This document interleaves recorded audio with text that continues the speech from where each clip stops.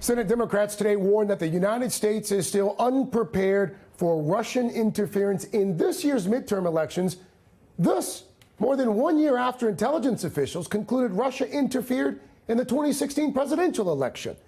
The new report and Dianne Feinstein's release of testimony from Fusion GPS co-founder Glenn Simpson has intensified the partisan divide between Democrats and Republicans over this investigation. The president tweeting, "The fact that sneaky Dianne Feinstein, who has on numerous occasions stated that collusion between Trump, Russia has not been found, would release testimony in such an underhanded and possibly illegal way, totally without authorization, is a disgrace."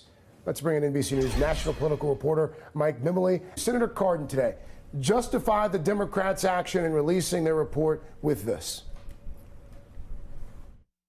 The current president of the United States still barely acknowledges the threat posed by Mr. Putin's repeated attacks on democratic governments and institutions. Never before has a U.S. president so clearly ignored such a grave threat and a growing threat to U.S. national security.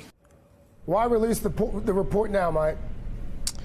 Well, Craig, this process began more than a year ago, and what the Democrats on the Foreign Relations Committee set out to do was to, as comprehensively as possible, look at the ways in which Russia, under Vladimir Putin, over 2 decades really, has sought to undermine not only the U.S. Democracy, but democracies throughout Western Europe. And this report gets into everything. It's 200 pages long. It details how Russians sought to rig the Olympics to favor Russian athletes, but also more severe steps like trying to orchestrate a coup in Montenegro. And it culls together a lot of materials from some of our allies. There were 19 countries whose embassies and representatives participated in it. But as you say, it's hard not to overlook what is the very first recommendation that this report makes, which is that the president needs to take a much stronger stand in responding to Russian efforts. We heard from Senator Cardin today that Putin will keep pushing until we push back.